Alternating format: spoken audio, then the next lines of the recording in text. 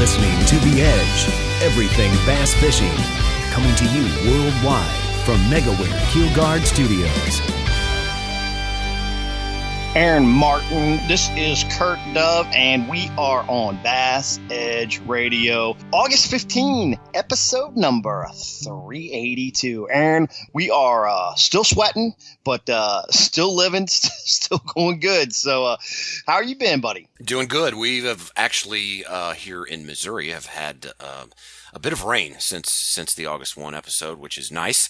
I can't say it's put a lot of water back into, the streams and lakes and everything else, but I'm anxious to talk a little bit about that, perhaps, Kurt, in our Angler Spotlight interview, as, we always talk about oxygen in the water and things like that, but we'll dive into that a little bit later. But, as always, all things Bass Edge brought to us by our friends at Megaware KeelGuard. Be sure to check out the first do-it-yourself keel protector, the Battery Guard, Flex Step, one of your favorites, Kurt. List goes on, and that can be found at keelguard.com. Kurt, any rest and relaxation coming up at your stay at the cabin in Pennsylvania, or is that going to be all work-related? It's a little bit of both, so excited to retreat from the heat for a few weeks before we jump into the fall season up in the Northeast, and a few events to tackle there in Maryland, and then on my way back to Texas in Louisiana, a couple of open events coming up. So excited about that and starting to get prepared. Aaron, I got to mention, you talked about getting some rain up there in the Midwest. We are still dry down here in Texas. Since the last episode, Lake Amistad has hit another historic low. Since 2013 was our previous historic low. We're at a historic low right now. Concerning. Very concerning. Very concerning. Yeah, we'll see how all that turns around. But like I say again, happy to be up in the Northeast for a little swing, might you say. Sure, and lower humidity, normally lower temperatures. Of course, they're at the latter part of July and kind of first part of August. They've experienced certainly some extensive heat there as well. But hopefully you don't get carried off right. off by any of those mosquitoes the size of doves up there. So yeah. I'm interested to know, we got the final 2 Elite Series events coming up here very shortly. That series is going to be over in a blink of an eye. They're going to they're doing back to back, right? Yeah. Going to Lake Oahe, then closing out, which Oahe is in South Dakota, and then closing out up in Wisconsin on the Mississippi River there at a La Crosse general venue for lots of bass tournaments there. But man, this is going to close out pretty quick. It's going to be cool to see how the fall fishing is affected up there. Like, is it the same in the South? And we're going to have a guest on, a featured angler guest, that we're going to pose that question to. Maybe the hottest or one of the hottest Elite Series guys right now for sure over the last 8 months. 2022, he's had an outstanding year. But we're going to talk a little bit, too, about some more tournament aspects in our next segment. We're going to have Bradley Hallman on here. At the end of July, they announced that the Open Division is going to be changing up how they do Elite Qualification. Been a lot of talk about that over the last couple there sure of has. weeks. We even spent a little bit of time on the August 1st episode diving into that a little bit. And now that we know a little more, and there's a few more opinions out there, let's just say, Kurt. Yes, absolutely right. So we're going to break that down coming up in this next segment with Bradley Hallman. It's going to be interesting. Bradley, good long-term friend of mine, and the show, and yours, of course. So it's going to be fun to kind of break that down now that some time has passed. We've had some chance to digest what is exactly going on in this tournament world. So, Aaron, let's kick right into it. BassEdge Radio. We'll be right back with Bradley Hallman.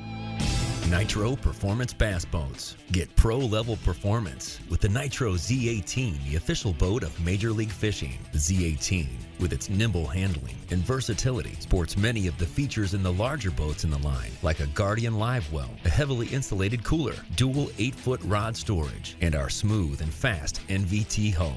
Every Nitro boat is laid out to do one thing very well: catch fish. Enormous front decks, up to 45 square feet on the Z21, allow maximum mobility when battling unruly bass, and feature low-profile gunnels for ease of skipping, pitching, flipping, or landing fish. Nitro Performance Bass Boats, pure fishing machines.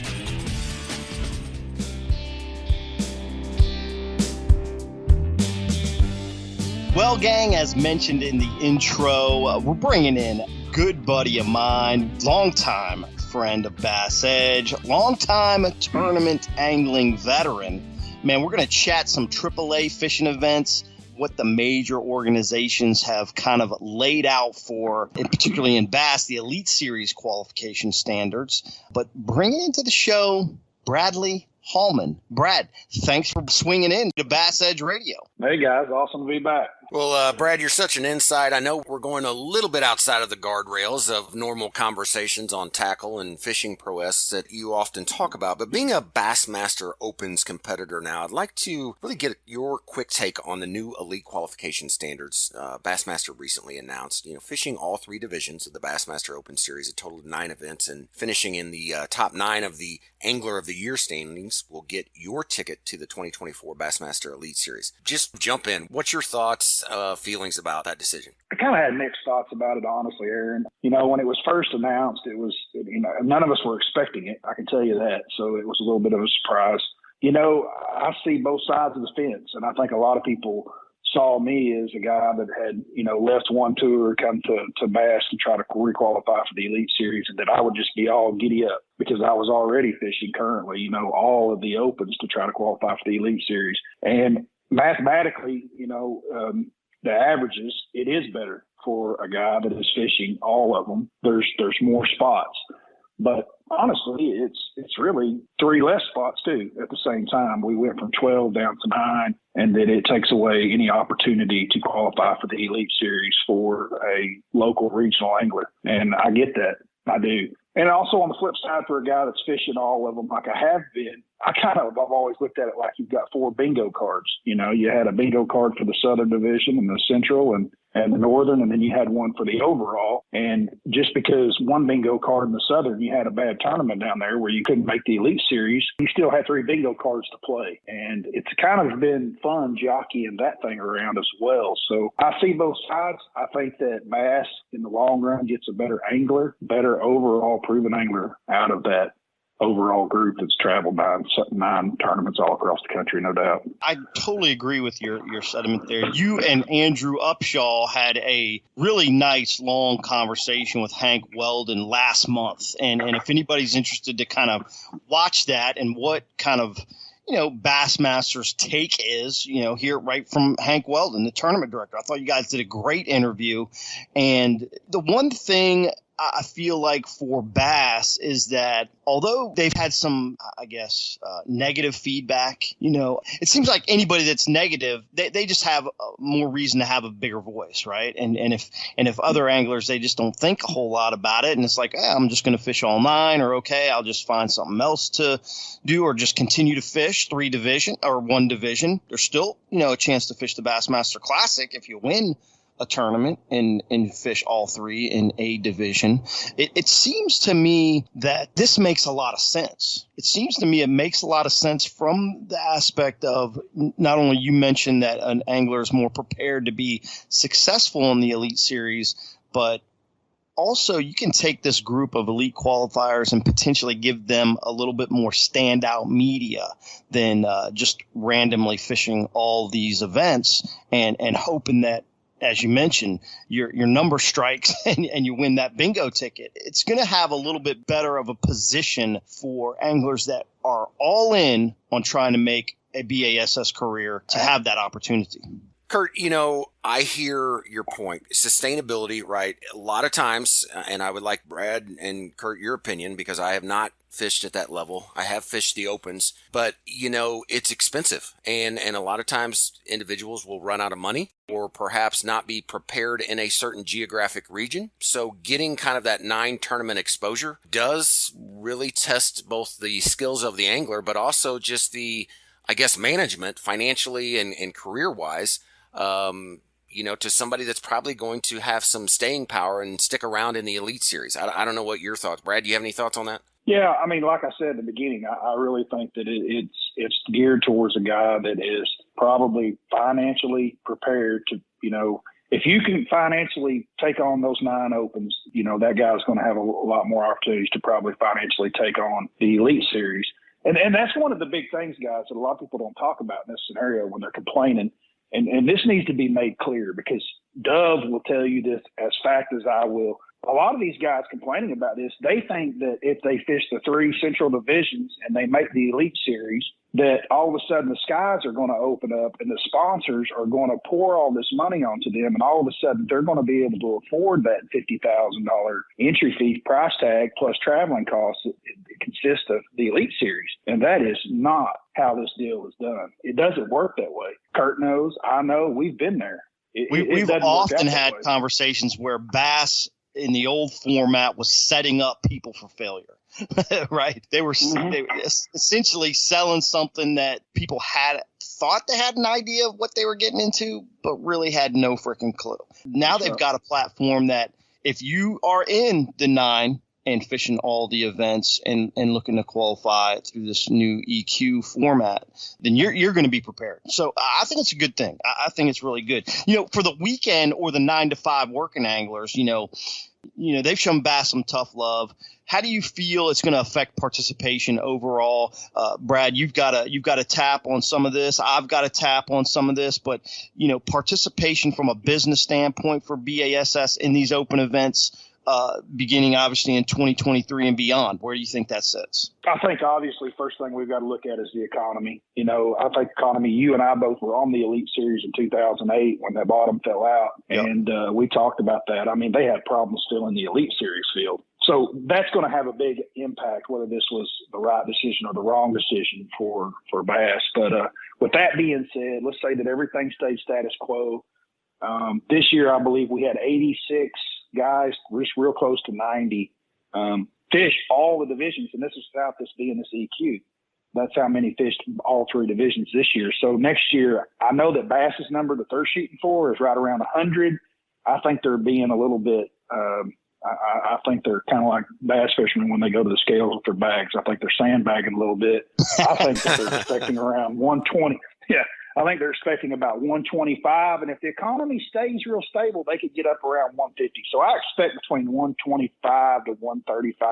You see fishing all of them in 2023. Aaron, you're a financial guy. What do you feel like is the best deal in tournament bass and based on an angler's vision and goal? Well, I think we have to throw into the mix, just kind of like with Bass Nation, and when we had some off-air conversation on this, leading into this interview, forgotten entity. Yeah, it really is. And we got on the whole topic of back in, 03, 02, Bradley, when we were talking about, I used to fish the BASS weekend series and fish the BFL and then also fish some opens.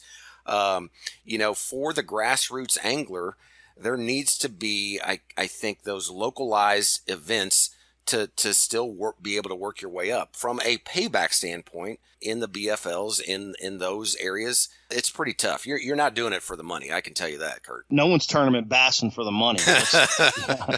Bradley, what do you think about that? I do. I think that it's a good option. I don't know that it's the only option out there. I mean, there's a lot of things going on with fishing. I think that, I personally think that the Toyota series with their championships is a viable, if you look at the money, it makes sense. The West Coast guys have a lot of really good stuff going on, dude.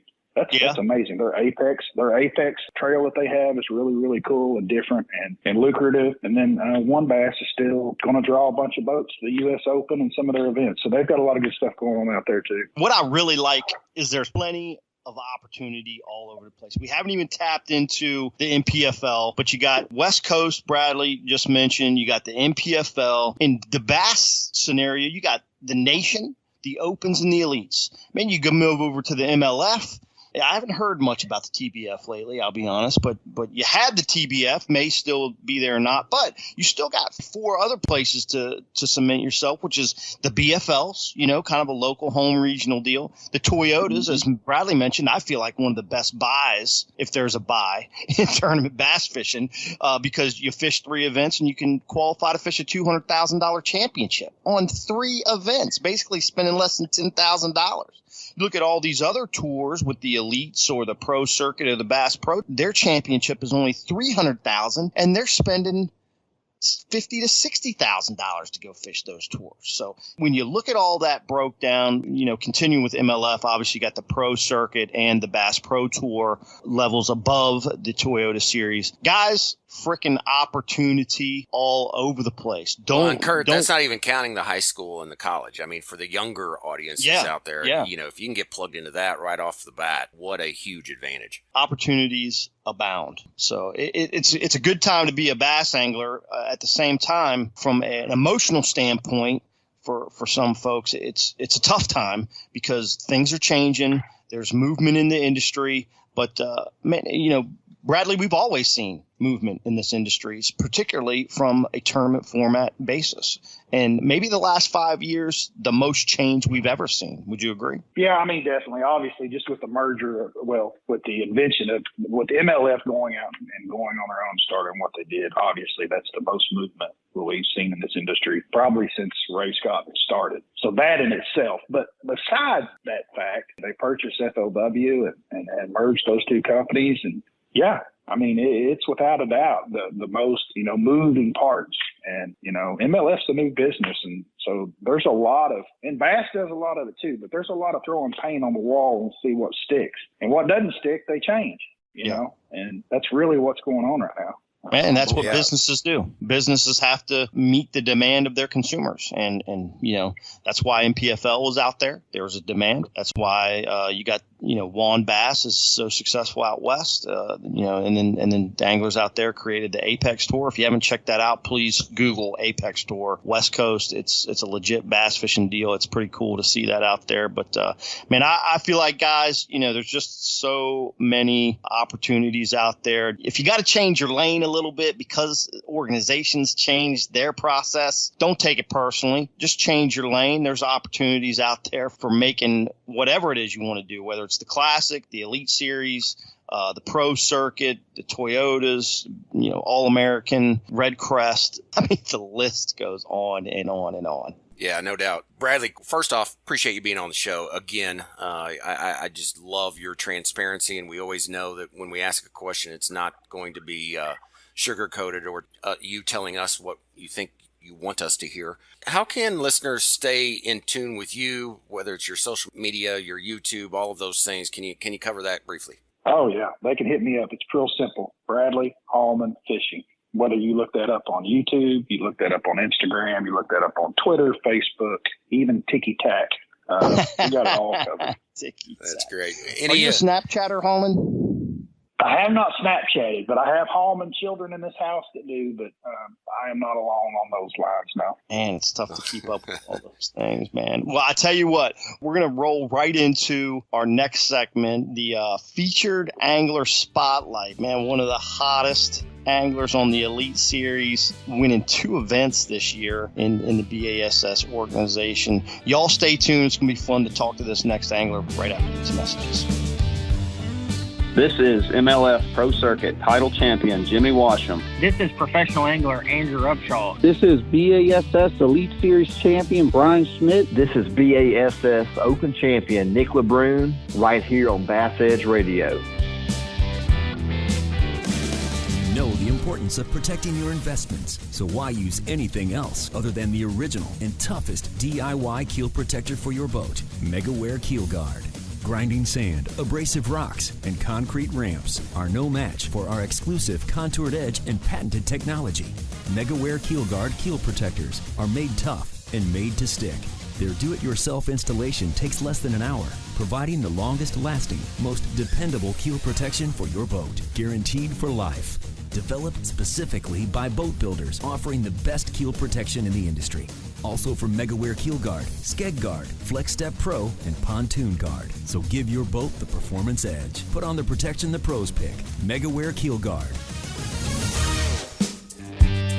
This BASS Elite Series angler has been a staple on the tournament scene for almost a decade, getting 2 big wins this year, one of them being an Elite Series victory on Lake Pickwick.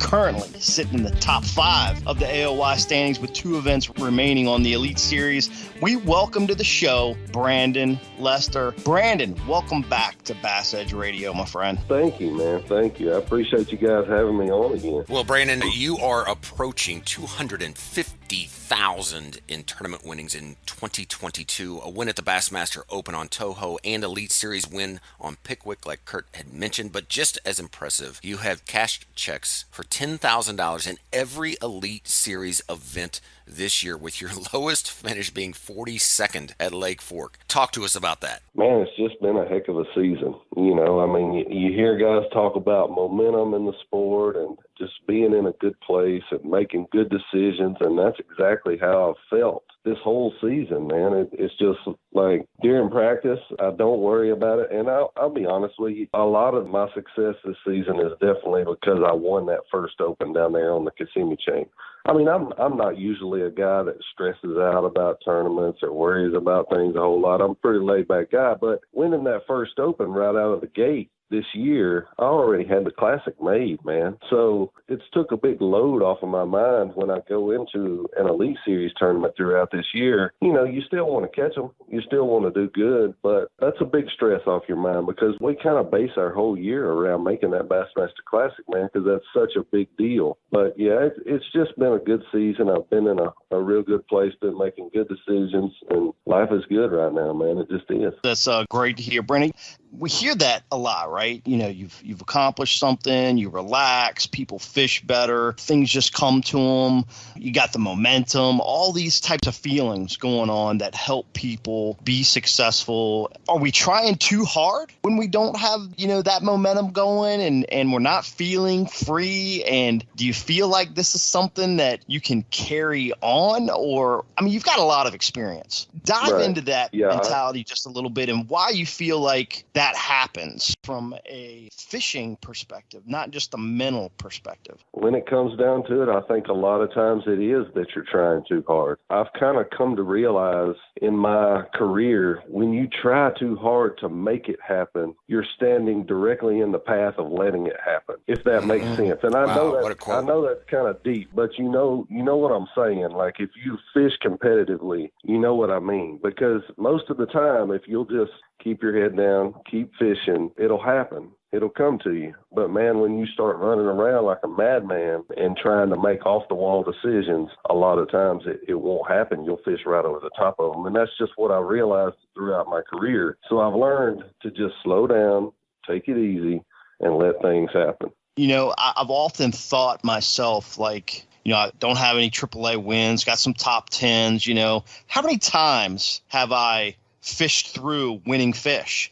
I mean, I think winning fish are all over the lake, right? Mm-hmm. And, you know, it's not always just, well, you got to be in X marks the spot to win this tournament. They're all over the place. You see top 10 patterns, multitude of patterns in the top 10 of almost every event. So I completely agree with that. And, man, that was a really profound statement you had there. You know, you've got an outside shot to win the Angler of the Year, but a legitimate shot does exist. You're looking to push hard for top 10s in these final 2 elite events. I mean, I really feel like you got 2 Brandons here, right? You got Lester, and Polinick is leading the whole deal. So with a couple guys in between, how do you approach these last couple of events to really kind of push the envelope to try to get over the top for that AOY championship?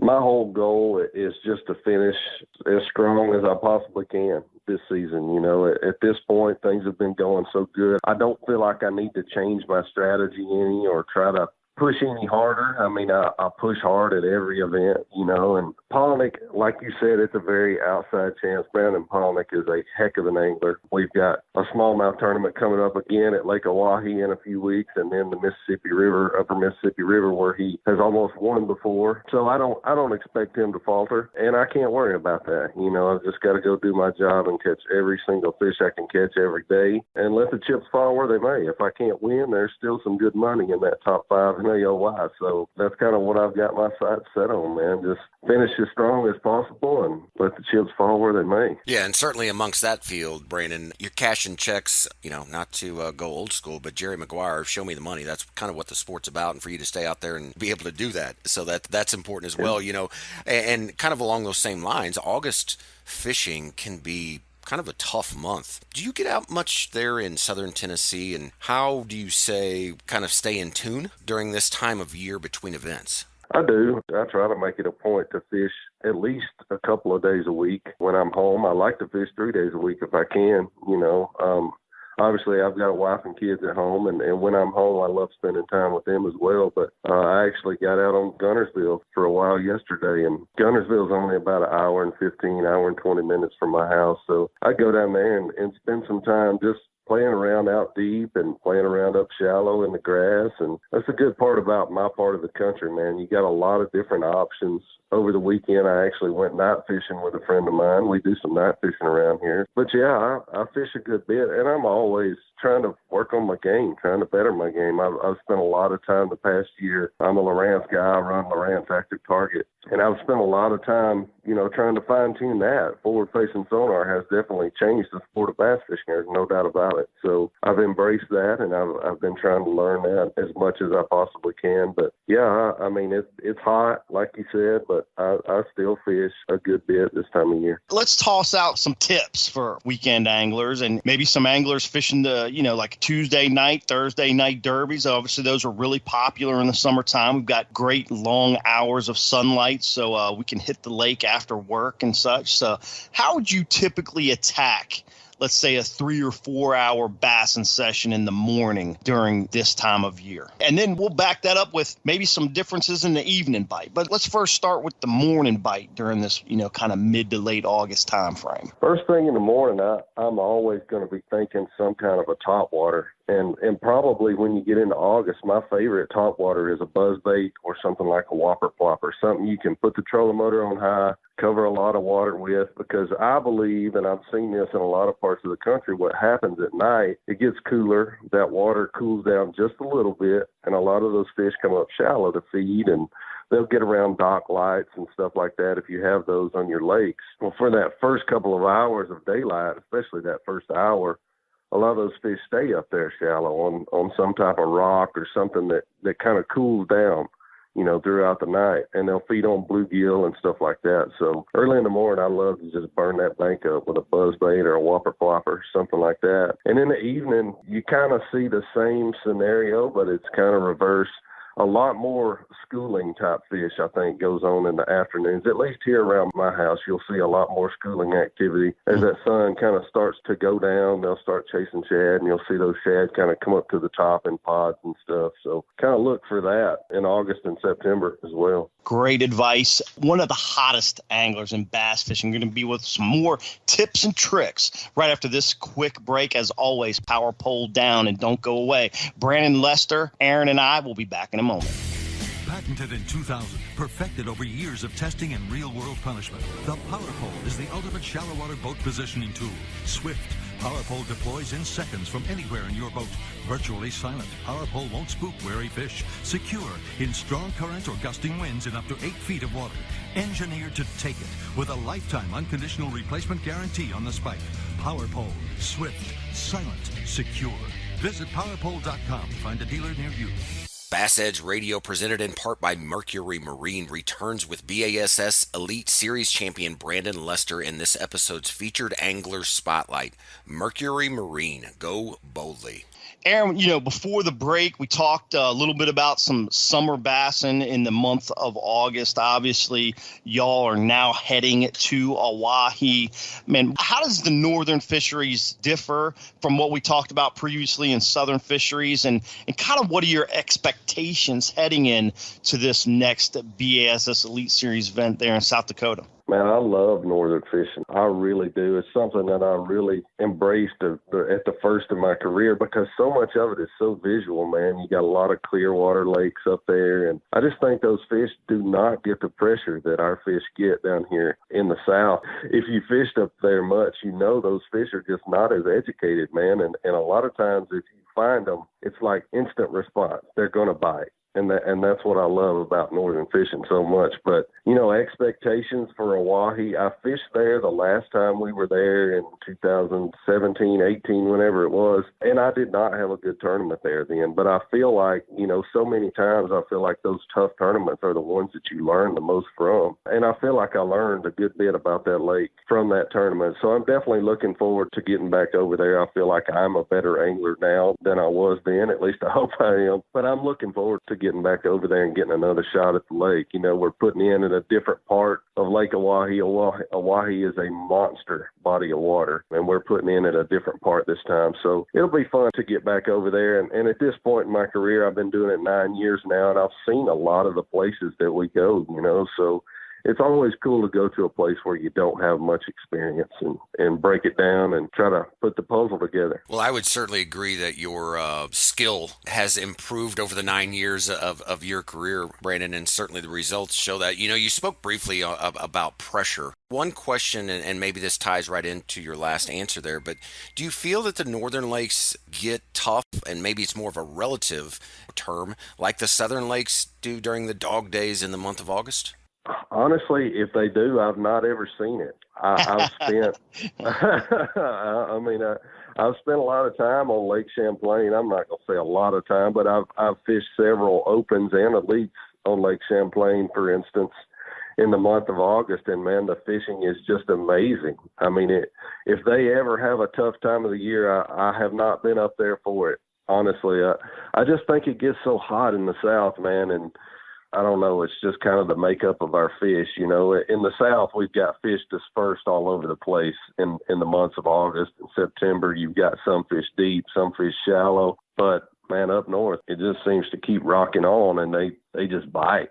Yeah. I've never been to Oahe, Brandon. Is Oahe a current lake? Is there a lot of current in that lake, or is it more stagnant? There is a little bit of current in the lake, and that's something that I really didn't pick up on the last time we were there. It's such a big body of water that you don't really realize there's current, almost like the Great Lakes. When you're out there fishing, your boat will be drifting, but it's so vast you can't really tell that there's current because you're not sitting next to anything. That's sort of how Lake Oahe is. So that's one of the things that I picked up on the last time we were there, and talking to a couple of guys after we left. Those fish are very current oriented. So hopefully in knowing that, I'll know a little bit better about how they set up this time. Sure. I guess that current situation also helps that, keeping those fish from getting like they do down at even though Gunnersville, Wheeler, Wilson, all the TVAs got current as well. But you just see that bait fish react so much differently, it seems like, in the South than you do in the North. And that plays a huge role. I remember a tournament that I fished up at Thousand Islands that was in early September, and they went from deep to shallow in like 2 days. It was like, oh my God, winter's coming. They're eating again. It's one of those kind of things. So it's interesting how those lakes play out. Obviously, a lot different, I'll say, than Southern lakes. So you're gonna blink, Brandon. You're gonna blink, and the Elite Series season is gonna be over here real shortly with this back-to-back. Basically, by the end of the month, 15 days, it's kaput. You got a Southern Open left on Hartwell in early October. How do you envision the 2022 off season, and what will you look to accomplish that's going to make Brandon Lester a continued power in 2023? Man, just keep on catching them. Right. This off season, actually, my wife and I and our girls, we just bought a camper. We bought a 28-foot travel trailer bumper hitch. We're going to do some camping this fall. We're pretty excited about that, and we'll use it for tournaments here and there. But we mostly just bought it just because the girls enjoy camping and going to the lake and hanging out as a family. I'll do some deer hunting. I deer hunt during the fall a good bit, and I'll do some crappie fishing. That's one thing about me, man. I'm not just a bass guy. I just enjoy the sport of fishing. So during the fall, I'll do some fishing with family and friends, because during the season, I don't get a lot of time, not as much time as I would like to do that, honestly. But just have some fun during the off season and just start getting everything ready for 2023 and try to keep on catching them just as good or better in 2023. Well, Brandon, talking about 2023, I hate to leave 2022 because we're here August 15th, but we discussed in the previous segment with Bradley Hallman the new qualifications for the Opens. What is your thought on BASS staying with the 100 angler field and the 10% Elite Series field turnover beginning after the 2023 Elite Series season? I like the 100-man field. I feel like that's a good number, a good round number. And I like the idea of just setting it, and there it is. I feel like it's kind of been variable over the past few years. We've kind of been trying to get the structure down to where it needed to be. And obviously everybody's got opinions, but I think the 100-man field is a good round number, and I think that's going to be a good deal, man. I really do. As far as the Opens qualification, do you see that kind of becoming a more steady target? The Opens have changed so much over the last, 6 to 8 years, they went from a 2-division format to back to a 3-division format where it was, previous to that. They've changed kind of those qualification numbers around. You hear a lot, obviously, from steadfast open anglers, but you don't hear a whole lot sometimes from the Elite Series anglers. So what's your take on that and how that process will move forward? Yeah, there's just been so many guys, trying to qualify for the Elites the past few years. And I think Bass really made the right call last week when they made it where you had to fish all 9 events to get into the Elite Series. And the reason they did that, they're trying to prepare a guy better for when he does qualify for the Elite Series. Because let's face it, there's been a lot of guys in my 9 years on the Elite Series that you hear about them for a couple of years, they qualify for the Elites, and then they get to certain parts of the country. They're great anglers, but they don't have the time to learn quick enough, and their career can't catch up. So it becomes a not profitable venture anymore, and they don't make it on the Elite Series. That doesn't mean they weren't great anglers. Doesn't mean they couldn't make it, but they just couldn't catch up in time. So, Bass is trying to prepare guys better for when they do make it on the Elite Series. And look, I get it. I can see it from both sides because I had a job. I worked in a factory when I qualified for the Elite Series. Sure. And there's no way I could have took off 9 weeks to go fish the Opens. But I would like to think I had such a passion and such a drive for it that I would have found a way. Somehow along the line, I would have found a way. So I do. I think Bass made the right decision. And I know it's a tough call. I know they thought about it a lot.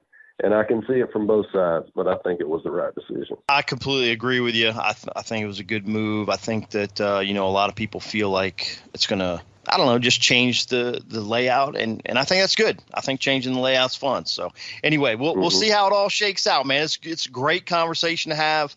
Time will tell where we all go in this crazy world of bass fishing. But Brandon, it's time for a listener question brought to us by Nitro Performance Bass Boats.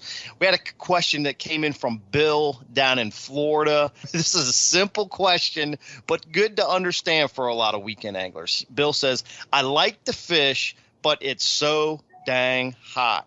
How can I improve my game during this time of year without getting many bites or spending as much time on the water? I think it's all about time of day, man. Either go that first couple hours in the morning, that first couple hours in the evening, or maybe try night fishing.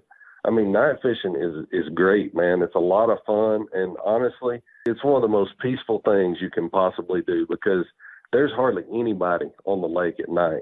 And it's quiet. You don't have to hear the hustle and bustle of the world we live in these days. So try night fishing, man. Throw a big spinner bait, a chatterbait, something that thumps hard, a big plastic worm, something like that. I've caught a lot of big fish at night for sure. Well, Brandon, it's funny you say that because that's how I kind of cut my teeth into bass fishing was starting at night. One question that I have for you, do you feel that if an angler goes out during the night and catches fish in locations and using a particular technique, will those fish bite during the day and will they still be in those areas? Can you give us a little of your insight on that topic? Sometimes yes, sometimes no. Around my house, we catch them out of brush a lot. They'll get in brush piles a lot at night. We'll catch them on a big worm and stuff like that. And then you can also catch them on some flats and like channel drop-offs on a big spinnerbait, a big single Colorado-bladed spinnerbait. And a lot of times those brush pile fish, they will still be there in the daytime. They're just harder to get to bite. But those fish on those flats and those channel drops that are sitting on like stumps and 15 to 18 feet, a lot of times those fish are not there during the daytime for whatever reason. I think they just kind of move up on those flats at night and feed and kind of hang around those stumps and stuff like that. But it's very situational. You know, I'm sure every lake is a little bit different. I know some guys that fish on Lake Guntersville at night a lot, and they pretty much fish the grass exclusively. You know, there's ledge holes on Guntersville that hold 100 fish schools every day throughout the summer, and those fish leave. They vanish at nighttime. I've always kind of thought that was kind of interesting, but I think it's just because those are current-oriented places, and they have to be able to see those bait fish, and maybe the bait fish go shallow at night. I'm not sure why that is, but that's a pretty cool question and something that every situation's a little bit different, I think. Sure. Yeah. I will add real quick, too. Anytime you can spend out there, it doesn't necessarily have to be the most productive time of day or obviously you want to stay out of the crazy heat in the middle of the day. But I mean, just getting to know your home body of water is by spending more time on it. You know, Brandon, you talk about fishing brush piles and you don't find those by not being on the water. So even just idling around, taking some water, getting to know, XYZ Creek, just, think of, maybe you just fish, Black Creek or whatever, creek on your lake and just get to know that creek really well for a couple hours. And that'll help you be a better angler, I think, through other times of year as well, with more intimate knowledge with your home body of water. So just wanted to toss that little tidbit out there. Yeah. And I mean, Kirk, good point, because even like Brandon mentioned, using the electronics and graphing and side scanning and forward facing sonar and all of those kinds of things, you don't necessarily have to be making a cast. So great addition there. Brandon, thank you for answering that question. And Bill, we need you to let us know that you heard Brandon answer your question on episode 382, and you can do that by simply logging on to BassEdge.com. Click the Claim Your Prize tab, fill out the information. We're going to get you that Midway USA gift card sent directly to you. And Brandon, I know that hits home with you a little bit. Absolutely it does, man. I've been working with those guys all year, and man, they've been great to work with. What an awesome company. They're great people. Yeah, we look forward to seeing them continue to evolve into the fishing aspect. Obviously, long-time shooting sports experts there. But we want to remind Bass Edge listeners to keep sending in those questions at the show to get your $25 gift card. If it's chosen to be mentioned on the show, we'll send that gift card out to you. And again, Midway USA, where they have just about everything for shooting, hunting, and the outdoors. Well, Brandon, thanks again for being on this August 15th episode of Bass Edge. Any closing remarks before we shut it down, and then also perhaps throw out how Bass Edge fans can follow you on your social media? Yeah, absolutely. I really appreciate you guys having me on again. Look forward to doing it again. And, man, we're just going to try to finish out this season as strong as possible, like I said. But you guys can follow along. Facebook is Pro Angler Brandon Lester. Instagram is Brandon Lester Fishing. And YouTube, Brandon Lester Fishing on YouTube as well. Awesome. Well, Brandon, good luck on this final Elite Series swing of the year. Be sure to bring back home some of that AOY money. That's going to be great to watch. Bass Edge Nation, hang in there. Aaron and I will have some closing remarks right after this message. You know the importance of protecting your investments, so why use anything else other than the original and toughest DIY keel protector for your boat? Megaware KeelGuard. Grinding sand, abrasive rocks, and concrete ramps are no match for our exclusive contoured edge and patented technology. Megaware KeelGuard keel protectors are made tough and made to stick. Their do-it-yourself installation takes less than an hour, providing the longest-lasting, most dependable keel protection for your boat, guaranteed for life. Developed specifically by boat builders offering the best keel protection in the industry. Also from Megaware KeelGuard, Skeg Guard, Flex Step Pro, and Pontoon Guard. So give your boat the performance edge. Put on the protection the pros pick. Megaware KeelGuard. The Powerpull Charge Marine Power Management Station is the most advanced system of its kind available on the market. It does the work of 3 devices, a traditional battery charger, a charge on the run, and an emergency start system, all in one compact unit. The Charge lets you run your boat's accessories the way you want to run them by allowing you to monitor and control your power usage through the Powerpull app. It automatically devotes power to the batteries that need it the most for maximum efficiency. The new Charge from Powerpull. Power where you need it, power how you need it, power when you need it.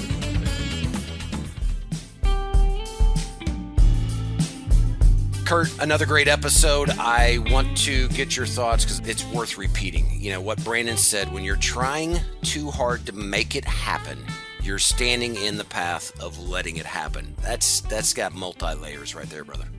Yeah, man, kind of a profound statement. You know, that he mentioned that when we bounced off of him, you know, his success and why an angler fishes, you know, not why an angler fishes more freely after he's, say, qualified for a championship, or, you know, he's kind of letting this momentum run. But what really is it from a fishing perspective that allows it to happen? How do we take that, Aaron, from my perspective, your perspective, weekend angler's perspective? How does Brandon take that to a level that he can constantly have that peace and I'll just call it ingenuity in his mindset that keeps leading him to the bass that are available to catch? Yeah, it's tough. And I mean, otherwise, if it was easy, everybody would be in the zone all the time. And I think, you know, just even in other sports. Ooh, the zone. Yeah. We know somebody who talks about being in the zone. Dr. J. McNamara, of course.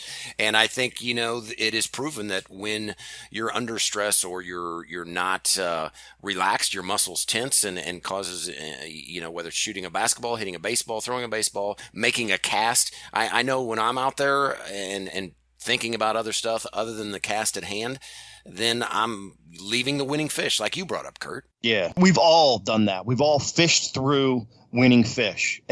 We do it all the time. We do it more than we know. We do it more than we want to know. 100%, yes. But you know, that's that process. So encourage everybody to go out there, take Brandon's advice. You know, some great advice too on summertime bassing. So take that advice and let's all be better anglers. Aaron, another solid episode, bringing it to the folks. You know, keep following us out there on Instagram, Facebook, and I got to go back and say, hey, we had a hiccup in our Instagram page in the month of July, but we're resetting all those things and getting that back together. So keep following us on social media, and man, I'm looking forward to September's episode, and we'll talk about how the Elite Series swing went down, as well as the Bass Pro Tour, or I guess it's the Pro Circuit Championship up there at Thousand Islands, another fun event to watch, and of course the Bass Pro Tour winding up as well, and the Opens thankfully continuing into the fall, Aaron. Yes, sir, and always fun to be at the mic with you, Kurt. Looking forward to that episode 383 on September 1st. However, 382 is coming to an end, and have a great couple weeks, everybody. Stay cool if you can. For those that are already going back to school, well, sorry. But in the meantime, like Kurt said, yeah, stay on All Things Bass Edge via all of our social media. We look forward to joining you again for episode 383, September 1st. For Kurt Dove, I am Aaron Martin. So long, everybody.